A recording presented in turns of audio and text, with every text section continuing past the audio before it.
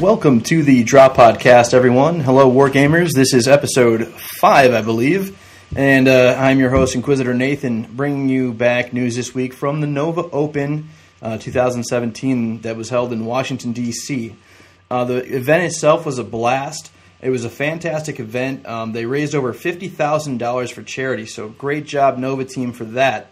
Mike and Lori Brandt and everybody who volunteered. It was just really awesome. It was really fun to go to, and I had a blast there.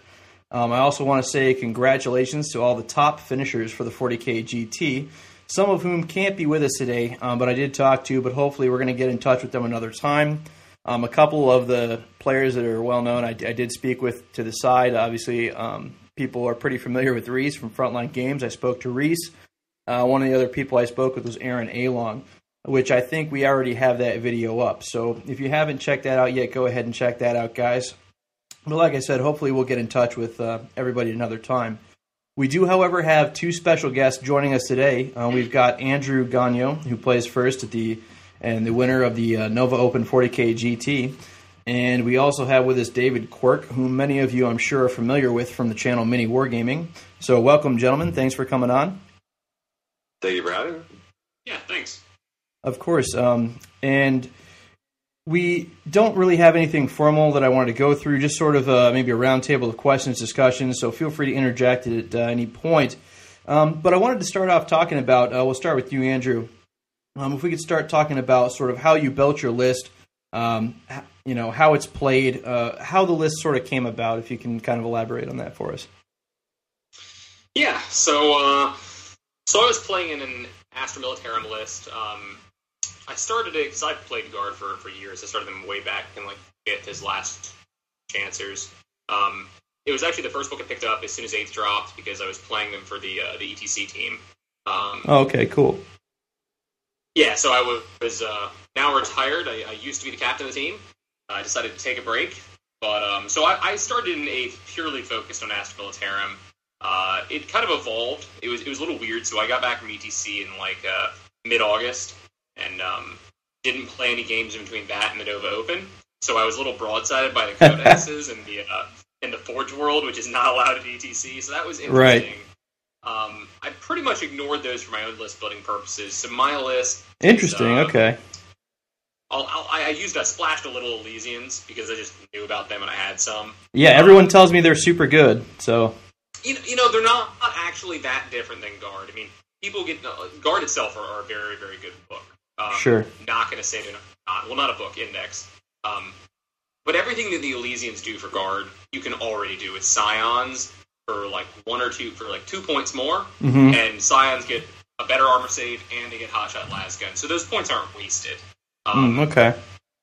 So Elysians, really, their commanders are the exact same as Militarum. Tempestuous commander, they have the same orders. They cost exactly the same. Scions are 9 points a model. Elysian veterans are 7, so you shave a few points and you get a couple unique things, but in reality, Forge World may break a lot of armies. It doesn't break Guard. We did that straight out of the box. Well, I was talking, I'm trying to remember who it was I was talking with. I think it was actually Brett Perkins. It was just kind of an offhand conversation, but we were talking about his list from LVO. And, he just kind of brought up, he's like, yeah, it's great. You can play actual Guard now. You don't have to go Renegade. So. Yeah, Guard got good enough that you don't have to play their evil counterparts. And their evil counterparts got a little bit worse, because now the evil counterparts are basically Malefic Lord spam. Although, do you think that the Renegade Knights are still a little bit better? To be honest, I haven't looked into them. I don't know. I don't know. So I can't say, but I know you can take a dual cannon with them. Yeah, so that's pretty insane. Yeah, and I guess that's pretty nifty. But as far as the Renegade Guard goes, now they're a little bit worse than regular Guard. But Brett's always played a very different style of Guard for me. Brett plays much more of an artillery style. Right. I kind of hate that loadout. I like playing a much more mobile build. Sure. So the one I took to the Nova Open was 3 units of 40 conscripts. And I'm kind of just skipping through my detachments to summarize. 6 Primaris Psychers, Commander, 2 Plasma Drop units, just 2 4-mans with 4 plasmas each. 5 Taurox Primes, which is a lot of my damage output. I had 2 units of Elysian snipers, which sound fancy. They are just snipers at deep strike. There's 6 of them total. 6 sniper rifles. 2 10-man Elysian units of just infantry, so las guns and a sergeant, just like you would take out of the guard book, except they can deep strike for 1 point more each. 2 10-mans of that. 2 Elysian commanders, if I'm remembering right, just to give orders to those guys. And Celestine and 5 Seraphim with 4 Inferno pistols. I think... Oh, and 15 mortars. Teams, bases, not teams. It'd be okay. I was going to say, there was 15 mortar teams? I don't remember seeing that. Yeah, there were 15 mortars in the list. There were only 5 mortar units, because it comes in units of 3. Gotcha. The mortars are really awesome. I've actually looked at allying guard simply to put artillery in my Space Marines list, but I don't know if that would work with mortars or not. If that'd be a good thing to do. Depends. I mean, so mortars are simultaneously horribly overvalued and overhyped, and undervalued. People when they play with mortars, most people before they play with them say, "Oh my God, these things are way too cheap," and they are. And they're going to blow up the world. And then we'll get to too cheap. I did hold your thought for too cheap because we'll get to that point. Yeah, and then you get actually playing them, and you're like, well, it is just D6 strength 4 shots. So people expect a lot more out of them than they actually produce on the tabletop. But if you take a step back and realize what little pittance you paid for them, they're really good. Well, see, and I think the same can be said about the Earthshaker cannon. Now, I have a friend of mine, and granted, he doesn't really play a competitive 40K, but he was saying that the points could be better spent elsewhere. But I think the Earthshaker cannons are kind of, I don't know if I want to say busted, but I think they're really good. They're borderline. I probably won't include them because I don't think they're quite good enough for what I'm going for. Mm-hmm. But obviously, they've been featured in. I think Brandon Grant took them in a West Coast event, and I think he won it. I think BAO. So that's just a different style of guard. And the goal is to put that out of line of sight, right? Just so they can't, shoot at them. They're pretty hard to kill, and a lot of boards aren't going to have line of sight that block those things because those things are enormous. And since you can shoot to any piece of a model now, it's pretty hard to block. They're just fully at the back of a range, and there's a lot of stuff in between, like guardsmen. Yeah, and they're pretty safe. The goal is just to have things in your army that don't need to see to touch things. So if a Rhino is advancing, or what's your game plan to win with your list? What do you want to do? What's your ideal path to victory with that list? So the ideal path to victory with the list is just screen with the blobs. That doesn't mean I'm stationary. It just means I use them to intercept everything scary coming at me. In many of my games, I lost 60 to 80 guardsmen on the first turn before I even went. But they're there to absorb the alpha strikes. They establish board control, so commonly on the first turn, I'll just use move advance, and then I'll use move, and move advance again, and I'll go 20 inches up just to block things. So if a bunch of berserkers are going to drive at you in rhinos, you're not going to stop them easily, but the best way you can stop them is just putting guys right in front of them 20 inches away from the rest of your army, so they have to get out if they actually want to kill them, and then you can shoot them. Gotcha. So the Toroxes will commonly flank for me. The guard will advance and just establish board control. The primary cyclers will sit in the mess that is all the conscripts and smite out of it. Mm-hmm. And the mortars will snipe and pick off things. One of the biggest things about the army is most armies kind of degrade as the game goes on because you're losing your model, so you're losing your firepower, you're losing your damage output. Right. My army doesn't really degrade that much because of the fact that you have to deal with so much chaff to get to the good stuff that by the time you killed 120 conscripts, you put some effort in. All of my damage output is almost entirely the Toroxes and the mortars and the primary psychers. You still haven't touched them, but the entire time they've been taking out your firepower. So it's a list that works off of forcing someone to play attrition with you. Now, what were you expecting, going into the event? What were you expecting going into the tournament, as far as to see or what you may have to deal with? Did you feel you knew the meta, basically, for this? Yeah, so if you looked at ETC, which is where I came out of, most lists in general were fairly body-heavy, but there was still a lot of armies that you had to take out that required a lot of plasma drops. There was a ton of armies that just spammed. Heck, France had a list with 10 or 12 Primary Psychers and 440 conscripts. Oh my goodness. There were lists with 30 to 40 mortars, who also had... I played Alex Harrison's list for Team England. I played against him, and he had 200-something conscripts plus 30 to 40 mortars, plus like 10 Jeez, primaries. ow. So you had a lot of these armies, and there were people that took 50 plasma drops. So you went in those ways because you were still trying to take up knights. You had to play against the Raven meta, which were really defining it at the time. The time being a month ago, for God's sake. Right. But for Nova, I really felt like the meta was going to shift, and it was going to be much more of like a CSM Demons, because I hadn't read it much, but from talking to people, that book looked incredibly strong. Okay. Especially the cultist part of it. And I thought Guard were going to be really strong. So I figured that at the top end of the tournament, I was going to have to face a lot of Demon CSM and IG. Mm-hmm. So I figured I want to just be able to take board control, so I need to kill hordes really, really well. And so that's why I built the list like I did. I only have 2 4-man plasma units. Okay. I only have 6 Primera Psychers. So I built it much more to clear hordes. So like Torox Primes have 31 strength 4 shots each as I ran them. I had 5 of those. Okay, so like, what would you then say? What were your biggest challenges that you faced, and is there anything you would do differently, like hindsight? Obviously, hindsight's 20/20, but yeah. So I can't complain too much because I think I went 13-0 on the weekend because I also got the Invitational. But I think if I had to change anything going in, my hardest matches I knew were going to be the CSM Demons list, which is why I tried to prep to really clear out guys quickly. That match is still super, super tricky for Guard because Noise Marines and Zerkers are just so scary, My game against Nick Nanvati, one of my 2 games against Nick Nanvati, because I had to play him in the Invite and in the Open, involved Zerkers. And, he had 20 Zerkers and Noise Marines, 9 Noise Marines or something like that. The Noise Marines alone, in the first turn and a half, killed, I think, 80 dudes on their own, 9 guys. In the first game, I managed to clear all of his Zerkers out, so they didn't touch me. The second game, 9 Zerkers survived to touch me, and they killed 80-something conscripts, and 4 Primera Psychers, and 2 Astropaths, and a commander on the charge. So that list is just a train wreck, a suck to play against. It's no like if you kidding. make one mistake and they open up into your backfield, it just kind of all falls apart really quickly. I think my biggest misstep was, I don't know if I really cared about the Primera Psychers in hindsight. I wanted them to have those wounds to pull on, but they weren't great in any of my games. And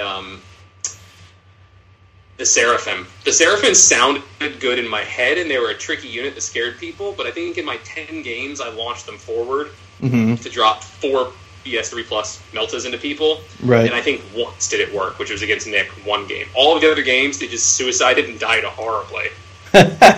Would you say that that's to do with just people knowing how to deal with that kind of stuff at this tournament? Not really, No? It was just, they had a job to do, but when you're relying on them to suicide up with 4 melt guns, even hitting on 3s, you should hit 3 times. Right. A little bit of variance, and you don't do anything, and you only have 1 chance to do something. It's not like a Torox, or if I roll bad for one of them 1 turn, I have 5 others, and I have 5 more turns to go. I have 1 shot. I just got a little unlucky with them, but it showed me that if you get a little unlucky with them, you might as well not bring them. Like, I moved them up to trying to take out in the finals Kelsey Haley's Scout Sentinels. And I put 4 Meltas into Scout Sentinels, and I did 0 wounds. I did nothing. Yeah. Horribly murdered. Oh, so gross. Yeah. Well, let's move to Quirk. So, Quirk, tell us what you were playing and how your list came to be. So what I was playing was actually Grey Knights.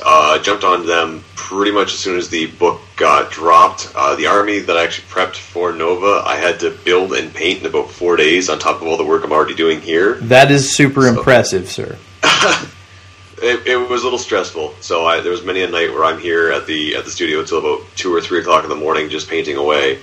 As for when I actually got to Nova, this was actually my first GT in 40K in probably, I want to say, about 8 years, long before I started working for Mini Wargaming. So it's been a while since I've been to one of these. The first matchup went really well. It actually came down to a single die roll on whether or not someone can make a 6-up save against the last cannon with 1 wound remaining, one wound remaining left on their Wave Serpent. He made the save, got the point, and actually managed to take the victory from me. I think the total scores we had at the end of it was he was sitting at 17, I was sitting on 15. And if he had lost, and they maxed you guys out at 12, right? For the loss. Oh, it was ridiculous. But the list that I actually took was 6 Razorbacks, 2 with twin assault cannons, 4 with twin last cannons, Drago, Voldus, a Grandmaster and Nemesis, 4 strike squads, and 3 paladins, 2 with hammers and 1 with a warding staff. And the strike squad was just equipped with swords, and the Justice Guard had halberds. Mm-hmm. Psychic powers, mostly it was Voldus was one of the only ones walking around with a vortex, and then the paladins had vortex, and the whole playstyle was usually kind of scare my opponent into deploying into a little bit of a brick, because that seems to be the general go-to, especially with a lot of the Ultramarine Goldman lists that people were playing. Yeah, sure. And so they would deploy into a brick. I would target the biggest unit I possibly could with a vortex and hope to take out as much as I possibly could, which worked in a couple games. I got lucky and never had to actually face Guard, which I'm thanking my lucky stars for that, because Guard would just absolutely demolish my poor list. But every single game that I played, I think at the end of the whole thing I went 4-4, but up until the drops I was sitting at 4-2, and all of my losses were actually perfect games. It came down to very, very close matches where it was, if you survive this onslaught that I'm about to throw at you, you win. If you don't, then I win. And so it came down to that quite a bit. But the whole trick was looking at the Nova board and the way they set up with those 2 line of sight blocking pieces of terrain in the middle of the board, just sticking either a twin assault cannon or a twin last cannon up against the wall of those ruins and getting an astral aim so I can shoot through the building and pick off my targets however I need to, and not have to worry about too much backlash. So that kind of helped out quite a bit. And then on top of that, having the 2 deep striking vortexes in my back pocket really helped out with just taking out large blobs or assassinating any special characters that were hiding out. And on top of that, the Grey Knights have the stratagem where they can spend a command point, get an extra die, take the 2 highest, so it made it a lot easier to get those 12 plus rolls and drop D6 mortal wounds onto everything with a vortex instead of the D3. So definitely a lot of fun. All in all, I very much enjoyed running the list. Sure. But looking at a lot of the lists that came up in the top 5, I don't think I would even stand a chance against them, simply because they have way too many bodies for me to cut through, even with storm bolters and assault cannons. Well, and Andrew may have an opinion on this as well. I talked a little bit with Reese about it. We were talking about the codex for the Grey Knights, and Grey Knights is an army I play. I love to play my Grey Knights, but both of us came to the conclusion essentially that they didn't get quite enough in their book to just take a straight Grey Knights army and be good with it in a GT or a competitive environment. So no, and I completely agree. What had happened when I originally built the list was I looked at the ITC ruling before they had updated it, and they gave the keyword, basically the new keyword association where Imperium was taken out of it. Right. So Grey Knights were stuck with their own Grey Knight thing. And at that point I said, okay, you know what, I can build a straight Grey Knight list, and it will be able to get on objectives, score me points, and I won't have to worry about getting completely demolished every game. And then once I had already bought everything, started painting it, looking at the updates for it, I'm like, oh, they fixed that. Well, I really hope I don't run into too many Colexuses, because they're going to wreck my day, and of course I run into like 4, so... Oh, yeah. And actually, I was looking at Sisters of Silence and stuff, but then, the whole Colexus Assassin thing just kind of got popular and sort of went viral there, and it's like, oh, wow, these do, they've got the null field, and they do stuff a lot better, and they're a lot harder to kill. That seems like, better than messing around with Sisters of Silence, but I don't know. I don't know if they could be useful in an army or whatever, but Sisters are pretty good. Sisters, like a battle, I think, are maybe tier 1 along with Guard. I don't know. I don't know how you guys think about that, but where do you think Sisters rate, actually? Where do you guys think Sisters rate? Sisters of Battle. Andrew, do you want to cover that one first? Yeah, sure. I think if you said tier 1, I would probably tell you Guard and Demons, and Demons include CSM, because apparently they're the same book now. Yeah. And upper tier 2 would be Sisters of Battle. Like, they can make a really solid list now, especially if repressors are allowed. Yeah, I would... I don't know. I think I would like to see lists played against that more often. A lot in our play group, I think there are Sisters of Battle, but they're just sitting on a shelf with dust on them, and no one has got them out in so long that nobody brings them actually to play groups now. So we're gonna have to get someone to, I don't know, buy someone's Sisters that they just don't want to use anymore. And I'd like to do some battle reports with that. I think that'd be really interesting to watch. it's one of those things that, like, you know, you're really competitive players typically move on to different armies. You know, I've been playing for like 15 years, so I own a lot of stuff. And I tend to stick just to a couple things, but even I'll shift around. Most of the Sisters Battle players that are still around are in it for the love, not the money, so to speak. So they aren't your guys that have been going out there winning tournaments. So it's going to take people a little longer. It was easier for people to say, I'm ultra competitive, and hey, look, I own Space Marines. Not a lot of ultra competitive people own Sisters, but probably one of my hardest, if not the hardest games that I had at the Nova Open was my semifinals game against Adrian Gennard running Pure Sisters. Yeah, that's a thing. Actually, now, was that on the top table? Was that game streamed? That one was not streamed, because he had just been streamed the Warhammer stream. Gotcha. The Warhammer community one, and he was like, I don't want to do that again. Well, I was trying to stream some games, but like it was just so busy the whole weekend. Like for me to stand there or to do that and get all that footage, my phone actually started to run out of space at some point. So, yeah, it was just crazy trying to get all that stuff done. But since it's been a trend, I think it's been a trend that, you know, there usually is a nerf now that's happening.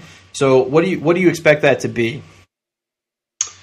If anything, I'm talking to everyone. I mean, if you're talking specifically guard, which is probably what people are talking. Probably. I mean, you know, yeah. I think conscripts are going to get a small nerf. I'm not actually sure that they need it, to be perfectly honest. I think that the way that they interact with commissars shouldn't be quite what it is, and I think the way they interact with orders shouldn't be quite what it is. But all in all, like, once people adjust their strategies... Do you think the first rank, second rank fire is too broken? Not really, although I wish they would have made it easier on us by just giving us a hit modifier instead of doubling our damn shots, because rolling buckets of dice gets a little old. They could have gotten the same mathematical outcomes by giving us a hit modifier. Yeah, that's true. But no, so I think conscripts, some of the way they interact the rules is what makes them a little over the top.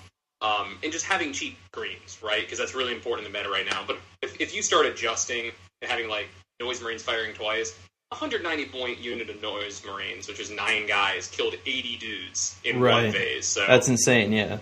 I think if the meta adjusted, they wouldn't be that bad. I think that they're going to go up a tiny bit in points cost, if I had to guess. I think Premier Psychers are going to get adjusted somehow. I don't think they really need it, and I don't think Malefic Lords do either. I think what they need is they need a change in the mechanics for how characters work and how smite works. You shouldn't be able to smite spam, and you probably shouldn't be able to I agree with hide that. a ton of characters in a mess. And if you can, then the characters shouldn't be able to smite out of it somehow. Like, one of those two things or both needs to be fixed. Yeah, I agree with that. I agree with that. Do you have anything to add to that, Quirk? Yeah. No, well, actually, yeah, I guess a little bit. One of the lists that I was actually planning on taking originally before the Chaos Space Marine book came out was my Brimstone list. I posted a video about it a while ago, and I actually had a few people come up to me and say, like, you know, I saw your list. Oh my god, that video made me laugh so hard, dude. Like, you kept pulling boxes out, and I just was like, people were staring at me at work like I was a weirdo. Like, what is this dude laughing at? It was so funny. So, for anybody who hasn't seen the video, basically what I did was I said, you know, I had this crazy idea that I'm going to run a list with a bunch of Brimstones. And during the video, I'm slowly pulling boxes out of this box. I'm like, you know what? I bought, 3 units of Brimstones. Then I thought, that's not enough, so I pull out another 3 boxes. I'm like, okay, now I got enough to fill 1 battalion, but you know what? What if I filled 2 battalions? So I pull out 6 more boxes. Like, you know what? That's not enough either. So I pull out 6 more boxes, so I have 180 Brimstones. I'm like, yep, this is going to be my list. It's 180 Brimstones and 9 Heralds. Let's see what happens. And it turns out the points at the time when I did it was... I think 1,109 points. So if I'm playing 2,000 points, it leaves me just a little under 900 points to summon with. And that was back when Brimstones could cast Smite on a 5+, and it would do the D3, and they were only 2 points apiece. Right. And just, I ran it at a couple tournaments, and I was asked very nicely not to bring them back, because it is not fun to play against when you're putting... hundreds upon hundreds of shots into a unit of 10, and you only end up killing 6 of them. Sure. Just because I'm getting lucky with these 4-up saves, because they all have a 4-up invuln. Oh, so yeah, that's right. Okay. Yeah. By the way, the worst part about that is, at ETC this year, people went so much further than that. It was I don't doubt it for a second. 300 Brimstones, Changeling, and 9 or 10 Exalted Heralds, and some regular Heralds for Smites. Well, we're talking ATC is a 2,000 point limit as well, right? Yep. Yeah, ETC is 2,000 as well. So you had 300 Brims, Changeling, and 10 to 12 Exalted Flamers. Yeah, so that God. honestly, it was misery. That at the very end of the day is maybe 1,000 points. Maybe if you like kit everything out, it might be 1,000 points, and it's in the nicest way possible. It is a absolute pain to play against because you just spent every turn firing everything you've got into maybe 2 units of 10, and you might kill one of them. Right. And next turn, he's just going to summon them all back. So it's just absolutely the worst list to play against. And I wanted to have fun at the GT, so I figured, you know what, I'm not going to bring this. I also didn't want to be responsible for 180 brimstones walking around table to table. So well, I think there definitely is a balance there. I mean, I think it's fair to say, obviously, the majority of 40K players, tabletop gamers, you know, it's casual gaming, it's casual playing the game. Yep. And obviously, you know, Mini Wargaming's audience is huge. And you know, most of those people probably aren't into the competitive aspect, and it gets sometimes a lot of criticism. I do, however, you know, get sometimes a little bit tired because I do both and because I love both of hearing that, you know, the fluff versus competitive debate. I think you can do both and be effective at doing both of them, which is what we kind of try to do here on the channel. And that's why it's nice, you know, having you guys and being able to talk about the competitive stuff as well. But when you take a look at these competitive armies and these lists, I mean, as far as nerfing stuff, you know, we talked a little bit about, you know, what do you expect it to be? I mean, is there anything you guys think, though, specifically? Like, is there something specific? Reese, I think, when I was talking to him, mentioned a couple of things. But what do you specifically think we should see changes from GW in regards to point increases or decreases, or specifically them, you know, taking something down a notch? That's all you. I took a stab at it. Yeah, all right. Well, for starters, everybody seems to be jumping on the whole Smite bandwagon, but everything I've seen so far when it comes to Smite as a whole can very easily be shut down for very minimal points, especially if you're playing with the keywords.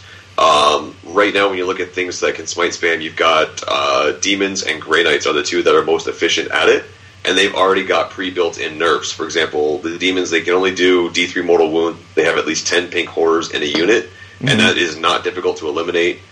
Grey Knights as a whole can only do 1 mortal wound within 12 inches unless you start taking some of the other specialty units, and when that happens, their smite range gets reduced. And when you do something like that, it's not as effective as you might think it is, because you're still rolling those 2 dice, still the potential of periling, and once a peril happens, it's actually got a very negative on that unit, because you're taking D3 mortal wounds versus the 1 that you possibly put out. And then the giant kicker right here is that there is so much stuff available to every single army, aside from Necrons, I think, that can absolutely shut down Psychic. Like, Tyranids have a bunch of stuff in there that their Psychers just happen to be on the board, and they can very easily shut down a lot of Psychic stuff. Imperium has access to the Clux's Assassin, which is absolute cancer to anybody who's trying to do a Smite spam list. I need 5 of those. I just need 5 of them. Oh, okay.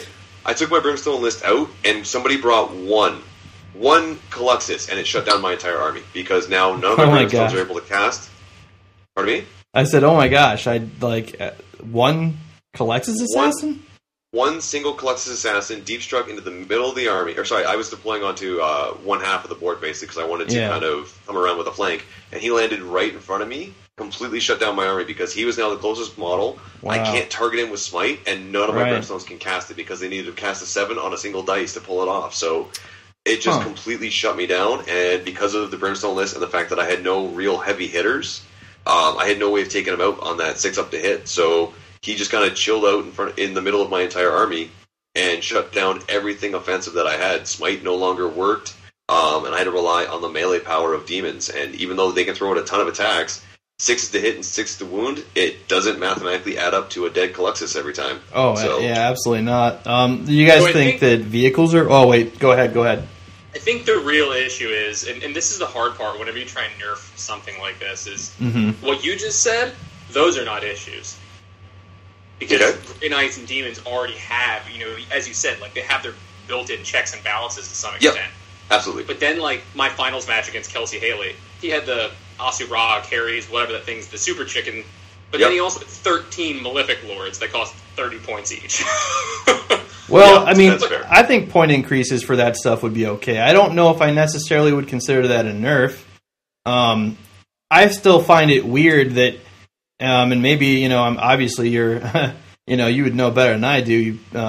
been playing and are at a much higher level. But like as far as knights, I find it kind of weird. So you can't take like 5 Cerastus Knights anymore, the Forge World Knights. So like, what would you do with a Knights list now? I think the Magira rules are absolute garbage unless I'm missing something. I think Knights struggle in mission, so I actually haven't looked at Knight lists too much recently. Any sort of list, and this is just my play style, like the reason I play Guard is I like a lot of little things that can all do something, but if I lose them, I don't cry. Knight lists are not my bag, just because you lose a knight or two, and you're just sadness incarnate. Well, yeah, and they're not. I want to put this out there too. Knights are not unkillable. I mean, people sometimes act like, you're 24 wound. Like, hey, knights are not unkillable. I mean, like they die all the time. Like people kill my knights all the time when I'm playing against my play group that has a little bit more list with punch. Do you guys think that vehicles are viable or not really? Andrew, do you want to take this one or? Sure. Okay. I think some vehicles are. Obviously, like the beginning of the edition was dominated by Flyers and Ravens. Some vehicles are costed really well, some aren't, and that's always kind of the story for 40k. The Torox Prime probably needs to go up a bit, even though I really don't want it to because it's adorable and I love it. They are very cute. And once you put the wheel kit on them, oh man, they're perfect. I have a wheel kit for them. I think that's my favorite tank ever. Before this edition, it was Piranhas, and I just loved how cute they were. And then Piranhas didn't fare so well on the edition change, but then I found my new love, the Torox. So a lot of vehicles are good. Rhinos, I thought going into the edition were going to be terrible, and they actually do have some great uses, so I'm kind of eating crow on that. So a lot of vehicles do. Some are just still costed too high for the damage output, and since you can stop them from shooting just by touching them with like one guy playing tag. Right. Still with us? Oh. Yep, sorry. That was my way of not really ending, but ending. Sorry. Oh, okay. Cool. It's all right. I've got fancy editing software for that. But yeah. Yeah, no, that's a good point. I mean, do either one of you guys, and now I don't know, Quirk, I mean, I don't know how many people or friends you have or people in the studio with MWG are, into the competitive games or whatever, but do you guys have any advice, I guess I would say, as far as play groups and getting ready for events, anything like that? What should people be doing to basically prepare for those kinds of things? So to answer your first question on that one, the only person here who's really becoming that competitive is myself. On a side note, I'm actually happy to say that by going to the GT and doing as well as I did, not getting in like the bottom 100, Matt actually okayed me to start going to more tournaments on behalf of Mini Wargaming, so you'll probably see me at a couple larger events, which would be quite nice. Oh yeah, great. So I'm excited for that. Answering your second question, in regards to prepping for tournaments, things like that, I don't really have any advice for what to kind of prep for, aside from, be a good player, bring your stuff, and don't try and cheat. Hey, we can talk about that a little bit, too, maybe. Oh. No, I think enough people were mad at me at the tournament when I'm just like, your list is illegal, please fix it really quick. No, the only advice that I can really give for somebody is don't try and fall into traps. I know Andrew said that rhinos are really good. I still personally find them to be a little bit of a trap because, they can kind of work as a nice little armor barricade, but you're still, if that thing dies, you're rolling dice and you have a 16% chance of just losing guys on the way out. And it also means that you have a really good chance of, if somebody has a good deep strike charged list of any kind, as soon as they wrap around that vehicle, the moment it dies, it doesn't matter what's inside, it's dead as well. Mm-hmm. And that's a really good way, whether you've got characters in Land Raiders, anything inside of Storm Raven. I saw a couple people actually at the tournament lose some really important characters and dreadnoughts to just getting their Storm Raven base surrounded. The second that happens, you are kicking yourself for putting everything into that transport. So sure. The only advice I can really give is turn one. If you got something in a transport, use it to minimize drops. Otherwise, you don't want to be in there too long because you're risking losing everything just to getting surrounded and popped. And as soon as that happens, you've pretty much given up the game. I had a couple people, mostly the one Corn Berserker list I played against. He kind of regretted that because he brought everything in rhinos, and I'm running mostly deep strike Yeah, you're gonna be popping those rhinos, man. Yeah. So and with the last cannons, it's super easy to pop them. So all I had to do was get them down to 1 or 2 wounds with the last cannons, and I got lucky with that. And then the re-rolling charge with the Grandmaster's Warlord trait meant it was super easy to surround those rhinos and razorbacks and pop them, and suddenly you're not just losing a transport, you're losing everybody inside, and that could actually be the most effective unit in your entire army, just dying for no reason whatsoever, just because of bad placement. So you kind of got to watch out for that. If you're trying to use transports to minimize drops, go for it. But as soon as you got that turn, you start going. Just use it to get that extra 3 inches from the deployment, and then advance from there. Don't really. Like I said, I find rhinos to be a huge trap. So you will probably never see me run rhinos, and if I am, I'm just using them to minimize drops. As soon as I'm done, I'm getting out of that transport. I did that with every single one of my razorbacks. Right. So. Andrew, what do you have as far as advice or information for getting ready, play groups, and that sort of thing? Yeah, so I'll poke in the rhino point. You're definitely right. I think they just work in certain lists. So for like CSM and things like that, protecting Zerkers and things like that. But as you said, a lot of players do fall into the trap of thinking they can just shove it forward. If you're ever tempted to do that, put models around the outside that are your own so they can't go there to surround you. You create zones that you can always disembark in. Like you said, I've seen people then block their own tanks by putting them right up against other tanks. Orc players are the worst for that. That's good advice, though, actually. Yeah, I like so that. As far as like going to how to prep for a tournament, those sorts of things, it's going to be odd because I'm generally, I would think, like a very competitive player. But my advice is not really competitive oriented. It's you have to like the game and you have to like what you're playing. So just get games in, play beforehand, get practice your army. Don't try and chase the dragon and go for whatever the new hotness is. Learn your units, play games, go in with a good attitude. So okay, I want you to repeat that last sentence. Which one? The don't chase the dragon, don't chase right? The dragon? Yeah, because I feel like people fall into that a whole lot. Actually, especially where I'm at anyway. Well, the problem with that is like, and people will go to the GTs and they won't practice a lot, but they'll chase the dragon and they'll think, hey, I'm going to take the new Stormraven list, or I'm going to take the new Khorne Berserker list. And the problem is, like, you don't really understand how it plays, and you don't understand why it was built a certain way. And you go in, you expect to win, because you have expectations based on the list, and generally you don't. And you lose match should have, and you get frustrated. And do you think that's because people don't know how to play the list against what they bring, though? I think it's that they just don't have enough reps into the list. Like, I did well with my guard list, but no one there would have said my guard list was the scariest one there. There were ones with over 10 Earthshakers. There were ones that went way harder in certain aspects. But I've played 100 games in this list already. I saw a lot of artillery. Like I said, and maybe I'm just totally dumb for doing this, but I actually because I've got my Imperial Fist, and the way I played them in 7th, which I need to totally forget about because it's gone, but I ran them with the formation, the Angels of Death formation, where you dropped in and did all that nastiness. And I'm thinking now, I think I want to buy the Forge World Legion Earthshaker tanks and just like ally guard and just take Earthshaker artillery and like kind of use that in my Space Marine army. I don't know how well that would work, but I want to try doing it. So those sorts of artillery lists aren't bad, but I hate them because they rely on one win path. Your win path for the game is just jump kicking your opponent into submission, which can work, and it does work sometimes.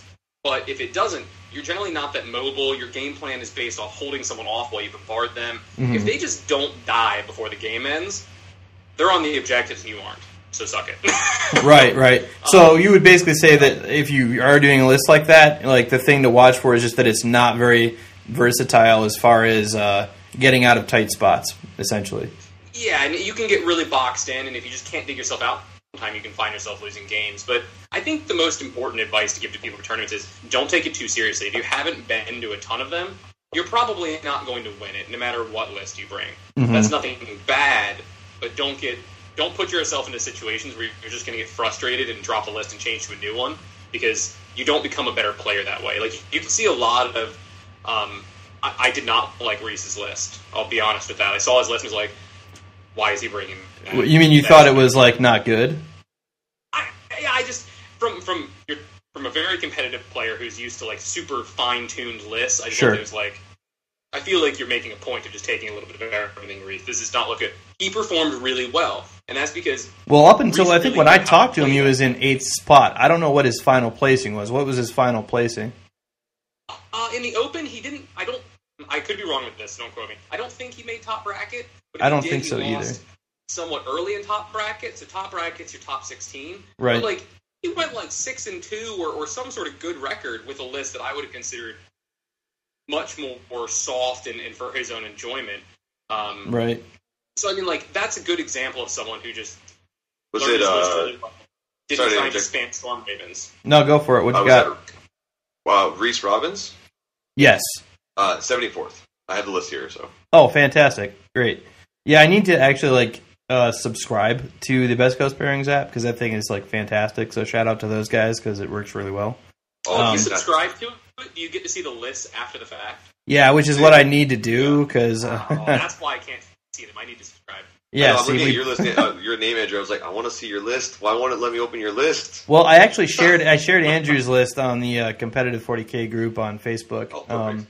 So it is there. I think somebody was like, "Hey, nobody announced who won the Nova Open." I'm like, "Oh, well, it was Andrew Gonyo." So everybody wanted the list. But yeah, that's great advice from both of you guys, I think. Now, the other one piece of advice before we move on is yes. This is a pet peeve. Don't concede, either in your head or out loud. And I totally see. That's actually considered polite in Magic. I used to play competitive Magic, so if it's going to be a loss, the polite thing to do is to concede. So you're saying that's not the case with the competitive 40K? No, when both players are playing for points, a concede is kind of like it's very. I'm trying to think of the word here that's most appropriate for it without actually being offensive. You're being a dick if you do it. Basically, don't be a dick. We're just if someone concedes me in the first turn, I'm taking a max. So that's great. Right. But if you're coming into a tournament trying to get better, I see a lot of players take a turn 1 Alpha Strike from a list like your Gurgly Knight list and just go, I lost a bunch of stuff. I'm done. Screw this. Yeah. You will never learn anything that way. And also 8th edition, when I played against Adrian Gennard's sisters, on the first turn, I didn't realize one of his rules because I wasn't sure about repressors, and he took out 2.5 of my Taurox, 80 guardsmen, and had me locked in my deployment zone. It was catastrophically bad. Ouch, yeah, ouch. So play to your outs, basically. You're saying you guys got to play to your outs, basically. Yeah.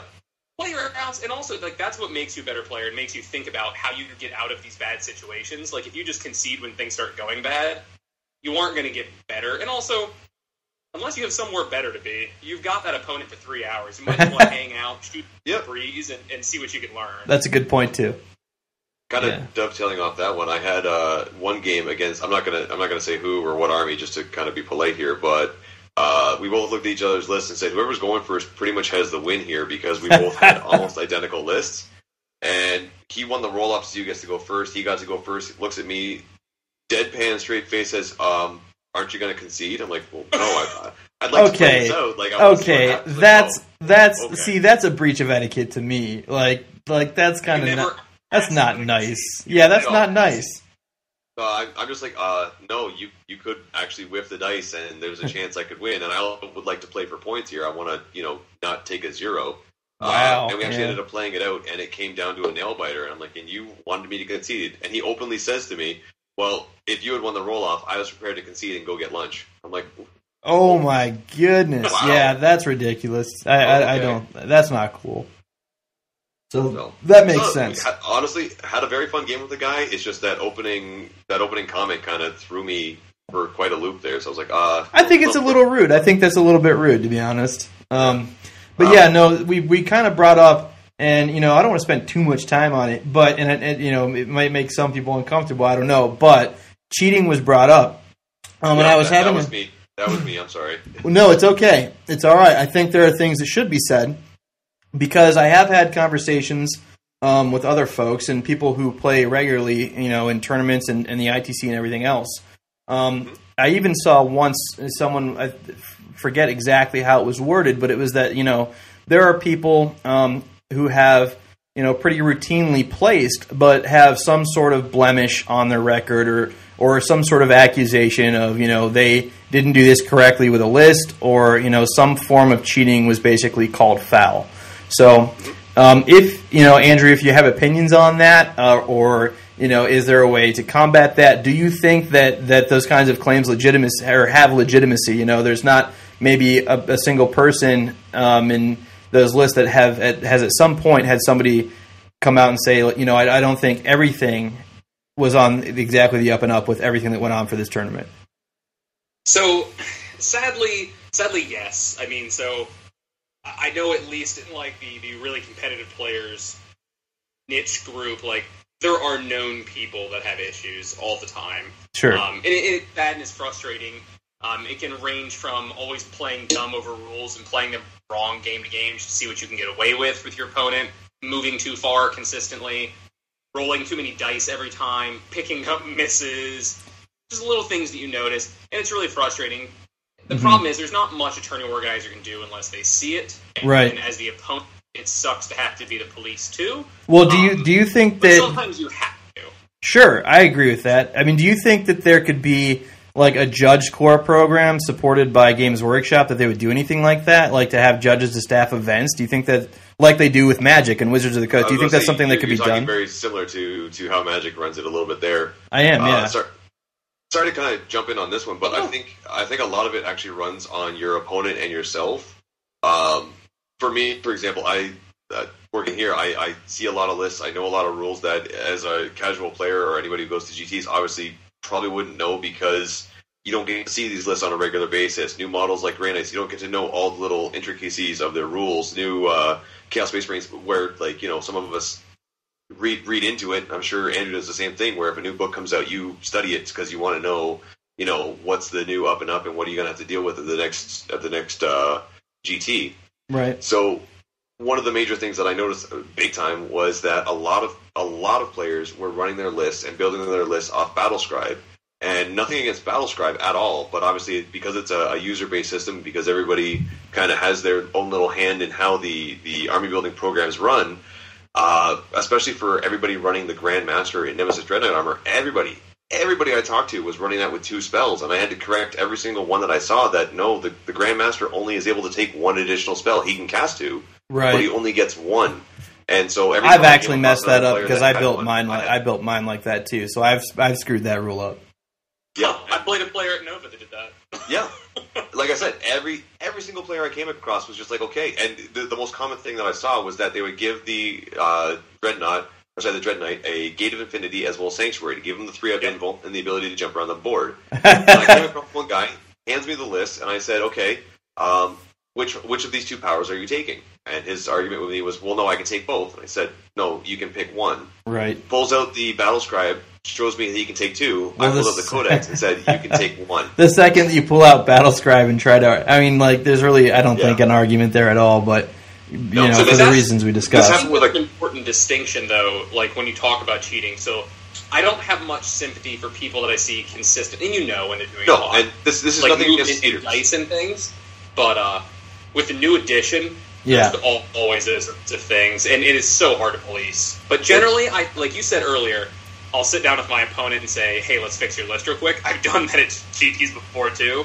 I generally try to have sympathy for those sorts of errors and be like, let's fix it. It was honest. I get it. Do you guys think GW would be open, though, to having some sort of an official judge program that people could actually test for and really know the rules and do that? With everything that's going on right now, I don't think GW would really put the time and the effort into it because they aren't the ones that really govern the tournaments. It's mostly things like Best Coast Pairings, the Nova, ITC, LVO. They all kind of run that on their own, and GW kind of backpacks off them a little bit when it comes to coming out with these new rules. Like when you have the chapter approved book coming out, they've openly said that they've looked into the playtesters, they've looked into the tournament scene, and that's how they're going to kind of rewrite the book a little bit using the rules that they found work best from these events.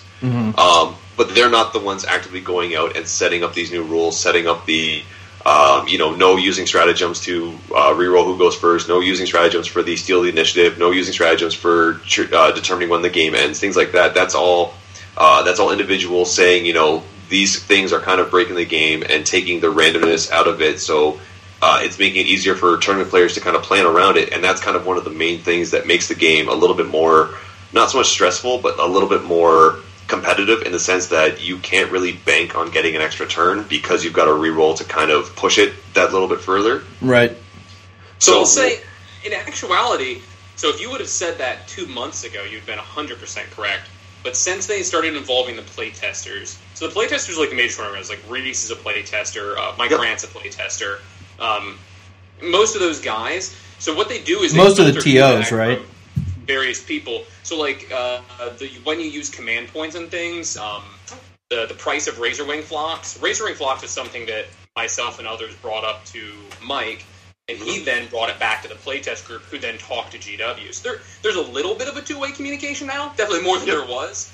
But I'd agree with you that they're not going to do it because they intentionally stepped away from the tournament scene, the competitive scene years ago, and they've come back as like a, hey, we're going to come here and be supporting you in spirit. They don't want to run it. That's a fair point. Well, they're doing a grand tournament at Warhammer World, I believe. I think I saw that recently. Did you guys see that? I didn't see that. I'll definitely check into it. Yeah, the Corona Skulls one, right? I believe so. And they think there are details out about how the event's going to go. I'll have to look that up and maybe have somebody put all the details for that up. But yeah, I think it'll be interesting to see, how they do things and what their take on that stuff is. Now, Quirk, did you play in the invitation? You did not. We're not playing in the invitational. You were playing in the 40K GT. I was just in the GT. I did get the invite to the Invitational, but I didn't get there in time to actually make it for the start, which is kind of upsetting. Yeah, that's sad. Oh, I'm sorry. No, it's okay. I got to check it out, so I was happy with that. No, you were present for the Invitational, right? I was. All right. Now, as far as I understand it, maybe somebody can set this straight for me, but somebody apparently was pulled for it was either cheating or something was amiss. Am I right about this? No one got pulled. I was in the invite. No, I don't think anybody... I was going to say, something came up. I don't think they got pulled. I think they were taken aside and asked to fix something about their list because I believe it was... again, I'm just going off stipulation and what I heard from word of mouth, but it was something along the lines of their list was lacking something to actually make it Battleforged, and they were required to add or change their list to basically follow the Army composition guidelines. Gotcha. Well, I mean, and I had heard multiple things, so I wanted to get a straight story from someone that was present in there, or maybe who had was going up in the match or had seen it and played said person. So yeah, there was a couple people with minor list errors, and they just made them fix it on the spot. No one got pulled. The big one that happened throughout the weekend was Alan's issue. So Alan had a Charybdis drop pod, but had marked it with a different legion, and he was putting Berserkers in there, and then no one realized it until like game 4. It was before he played me. I played, quote unquote, him in the finals, and so what they did is they pulled him aside. They showed him the rules issue. He agreed with it. No one thought it was intentional, so they basically just said, "You can't embark the Berserkers in the pot anymore." Gotcha. And he just played on like that, having to play it correctly. I mean, some people were still upset about it, saying, "Oh, he cheated, he should be DQ'd." We're early in an edition. He didn't realize it. Yeah. None of his opponents, I don't think, were shouting for a DQ or anything like that. So they called it an honest mistake, and then I got to reap the benefits because he couldn't put them in the pot against me. There you go. Hey, it's a win-win, right? It worked out for Andrew. Yeah. Well, that's great, man. Jumping back a little bit on the topic of having someone actually police or govern or be a judge committee for events and things like that. Yes. They do have the guys that were actually running the event, and I believe some of the guys from Best Post Pairings were actually giving the okay on a lot of lists. And just because you can, like, through the app, through Best Post Pairings, you can actually pull up the list and check out what people are bringing and stuff like that. And I was a little curious. I was sitting there at dinner, and I'm just like, you know what, I can check out a couple of these lists. And just skimming through a couple of them really quickly, I was a little bit confused as to how some of these people, their list got okayed. You mean like, was the Force Org messed up or something like that? Well, it was either the Force Org was messed up, they were missing something. Like, to give you an example, I saw a custodian list that didn't have an HQ choice, but it was still Battleforged. Yeah, that's freaking weird. Okay, so actually, I couldn't figure out in Battlescribe how to even add a flipping HQ to my custodians. Like, you can't. Technically, you can't through Battlescribe because Battlescribe does it a little bit differently. You have to actually change the keyword and the settings on Battlescribe, which is why if you want to bring custodians, pen and paper your list. because Battlescribe is not going to do it for you properly. Well, yeah, because you have to. There's no Custodes HQ, right? You got to take it from something else. The Custodes only have a troop choice, an elite choice, and a heavy support. And like I said, I saw a custodian list that was claiming to be completely battle forged, and it had no HQ choices. So that is just ridiculous. How did this get okayed? And it was again snapshot of the list, had the stamp with it. I'm like, okay. Huh. If I come across this list, I'll mention it, but otherwise, like, right. That's really weird. The way they did the stamp. So since lists are all turned in day of, the stamps really just meant we've received it. We stamped all of your copies. So if you don't hand a stamped copy to your opponent, then we know that you've switched lists. But gotcha. It wasn't really. It's been checked just because there isn't time. So sure. So yeah, I mean, it's sort of up to your opponent, which it shouldn't have to be. But man, it'd be great if we had some sort of independent body that helped out. yeah, that would be cool. I think that'd be, and the judges do a great job. I don't want to. I just want to clarify. I'm not saying to take anything away. The tournament organizer, Rodakakis. I don't know how to pronounce his last name, but I think that's how you do it. But yeah, he was Rodakakis. Yeah, he was fantastic. Everybody was really good, and they did a great job. So I'm not trying to take away by any means. But I think that something like that would be neat, or maybe even if it's not a Games Workshop initiative, maybe just have something that is formed where it's kind of more uniform.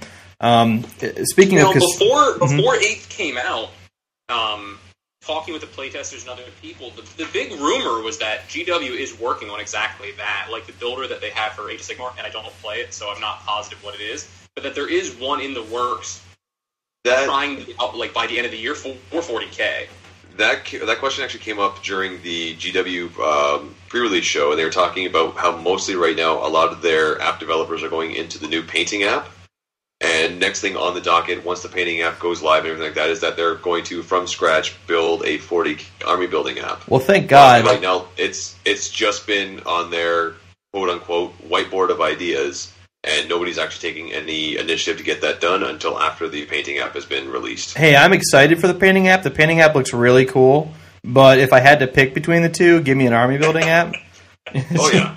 100%. I mean, there's tons of great painting. Like, we've got, they got Duncan. We've got, like, tons of great painting tutorials on YouTube and all that stuff. Like I said, I think it'll be cool. But, guys, give us an army builder, please. Like, yeah.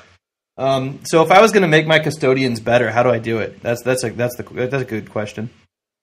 Add 120 conscripts. Yeah. 120.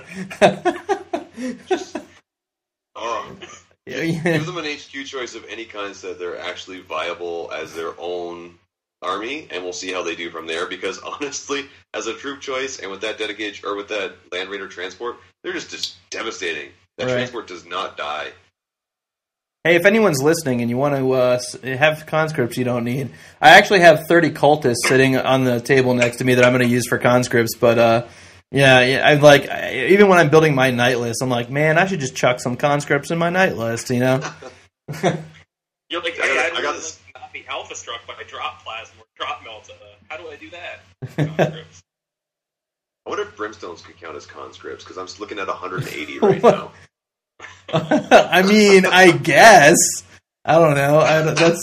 The weirdest thing that I've ever had someone say was they wanted to pass off like a Transformers model or something as a Riptide back in 7th, and I'm like, I just got to let you know, I'll play this game, as a casual game, but if you showed up with that, like, anywhere else, or were like playing any kind of serious anything, dude, I'll tell you to put that away, and just I'll laugh. Like, what are you thinking? He's like, we should be able to take them.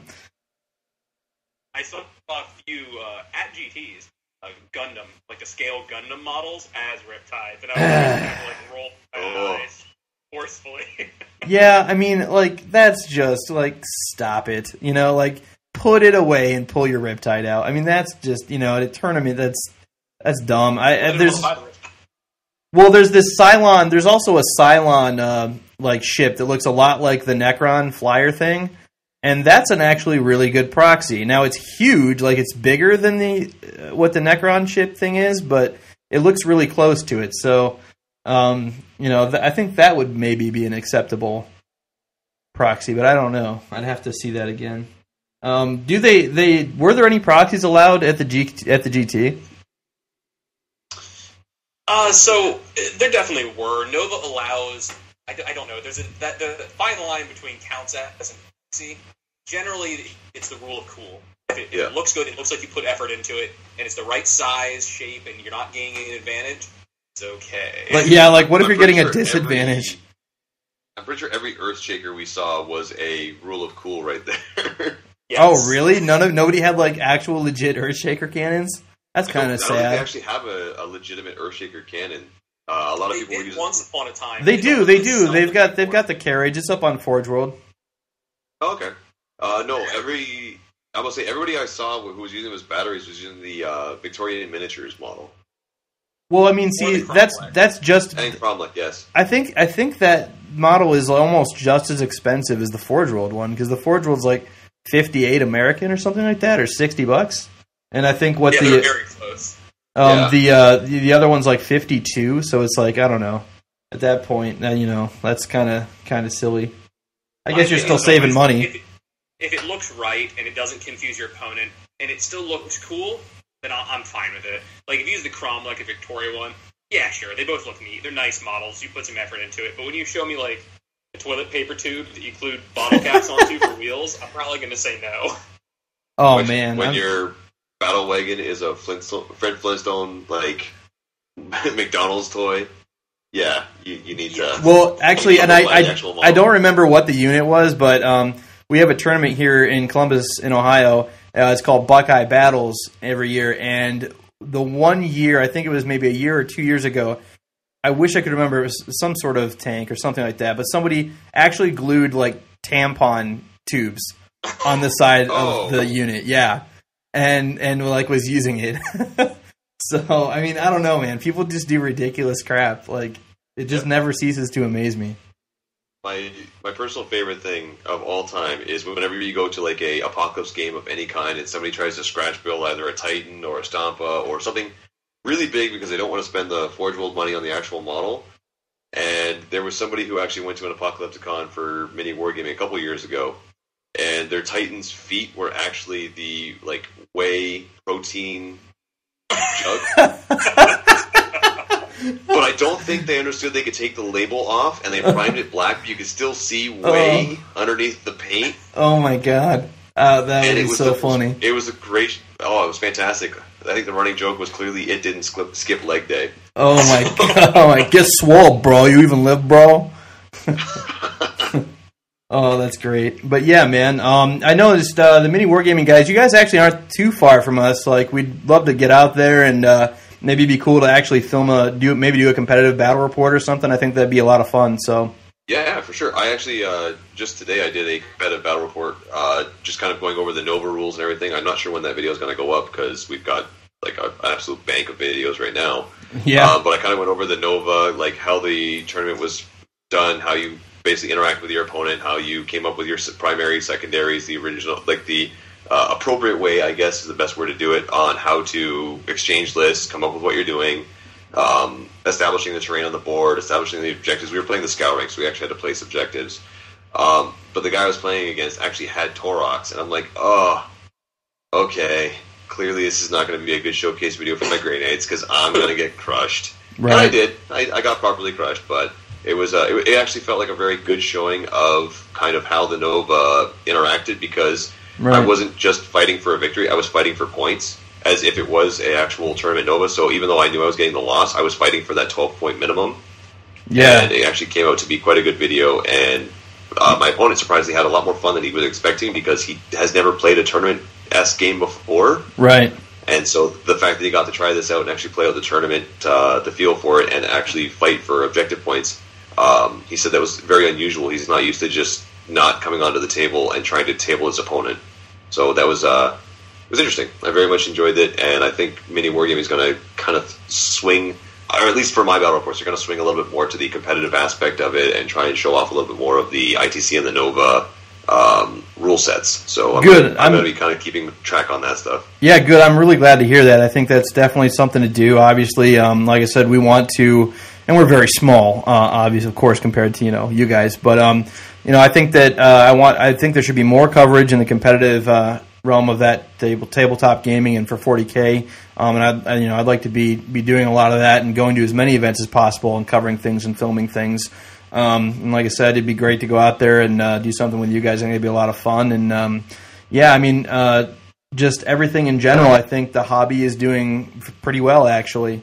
Whereas you kind of saw a fall with the other game I play with Magic, I think that 40K actually sort of seems like it keeps growing, which is a really good thing, both for competitive and people just casually getting into the game. So, did either one of you guys have anything to add before we go ahead and wrap up?